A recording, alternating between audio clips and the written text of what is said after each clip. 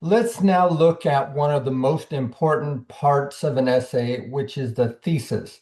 The thesis is a small part, it's just one sentence, but without a thesis, so many things can go wrong in your essay. So let's take some time and talk about it. So, what is a thesis? A thesis is the main argument in the essay. That's why it's so important. It's our major claim that we're going to support throughout the rest of the essay. So without that major claim, our essay could look scattered or disorganized. It might not follow a certain structure, and really it breaks down altogether. That's why we need this thesis. It's the glue that's going to hold everything into one singular focus.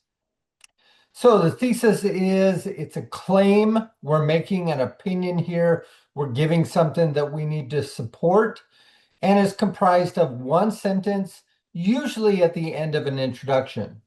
Now, we are talking about a college thesis. In other types of writing, you might have what's called an implied thesis, which means it isn't really stated at all, but it is in the essay. It's a major argument. We might have the thesis in different places, but for a college thesis, we want to put it at the end of the introduction so that our reader knows what to expect throughout the rest of the essay. The thesis is a promise. You are promising to support whatever claim is being made in that thesis, and you're promising to stick to the evidence that you're given in the criteria of the thesis. So we want to be aware of what we're claiming. We want to be aware of what type of evidence we need to bring in. And we need to be very precise with that thesis. Because if we include information that's not going to be covered in the essay, we're breaking that promise. And then we look at the three parts of a thesis. The first part is the topic, the second is the claim, and the third is criteria. Let's look at these three parts in more depth here. So we start with the topic. This is your specific subject you're going to be talking about within the essay. It could be automated vehicles. If you have a long essay, automated vehicles could be a sufficient topic. But if you have a short essay, you're probably not going to be able to cover that large of a topic. So it might be the regulations when there's an accident with an automated vehicle. Then we have the claim. This is our opinion that we're making on the topic. So we need these two parts. We need that topic and we need the claim. This is going to show up in almost every thesis. We're going to have, let's say, a commercial for McDonald's. We have a topic and a claim. McDonald's milkshakes are great. Topic, the milkshakes, the claim, they're great. And then they provide evidence within that commercial. So almost every bit of communication has this topic and claim. Now, a college essay, we add a third component. We add the criteria.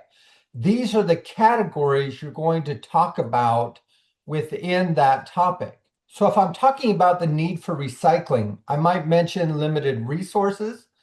I might mention that it feels good to recycle, and I might mention that it reduces pollution. Now, there's a lot more that is involved in recycling, but I'm outlining just those categories that I'm going to talk about. That is my criteria. So let's look at a sample thesis from a student. Writing notes by hand instead of typing them is more beneficial because it assists in memory, access, and comprehension. Did you note the three parts? We have the topic, writing notes by hand instead of typing them. So that's just a topic. There's no opinion there. The opinion is separate. The opinion is that writing notes by hand is more beneficial. And then what are the criteria? Memory, access, and comprehension. There might be other benefits to taking notes by hand, but I'm not going to cover those in this essay. So my criteria outlines just the categories I'm going to talk about. What's nice about having the criteria is now I see the outline of my essay as well. First, I'm going to talk about how writing notes by hand helps memory, then how it helps in access of your notes, then how it helps in comprehension of those notes. So it gives that structure that we're looking for in a college essay. Now we need to be careful about the claim being made in the thesis. Again, if we include things that are not going to be covered, we are breaking the promise that we're making in the thesis. So let's look at this thesis. Despite the arguments of some, I believe kids should move out of their parents' home after graduation due to more responsibility and independence. What I wonder is, will this writer talk about the arguments of some? Sometimes we throw in phrasing that we don't mean to support within the essay, so that should be taken out of the thesis. Also, we have that phrase, I believe. You can't argue necessarily against somebody's beliefs. I can't say, no, you don't believe this. So we want to remove that part as well. And we would end up with kids should move out of the parents' home after graduation due to more responsibility and independence. So again, we don't want to include any information that's not going to be supported within the essay. Let's look at this thesis. Better health and better attitudes are two reasons people should join a gym. At least that has been my experience. Again, we get this kind of throwaway phrase at the end. That has been my experience. Are you going to bring in your experiences? And then, does that experience carry weight? Is that something we can argue against?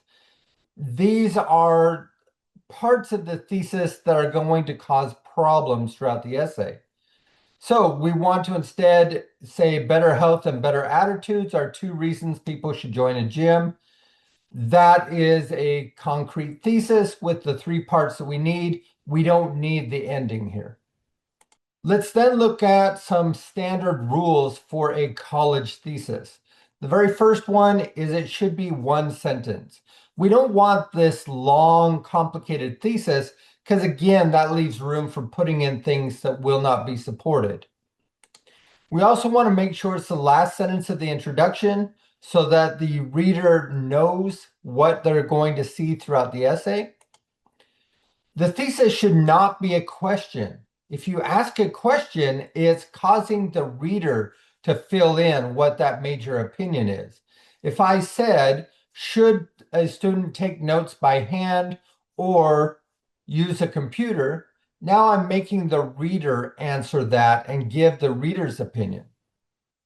And oftentimes the reader is going to give a different opinion than what you expect, which could hurt your whole argument. Also, the thesis should be able to stand alone. If I take the thesis out of the introduction, it should still make perfect sense. So we want to remove things like pronouns that say this shows, because if we take that out of the introduction, we don't know what this is referring to. So make sure that the thesis can stand on its own as one sentence. And it must be precise. Anything in that thesis needs to be covered within the essay. Again, the thesis, a simple, small part of the essay, and yet it carries such a huge role. So make sure that you're working extra hard on the thesis to have it precise, to have it fit those rules that I've given you.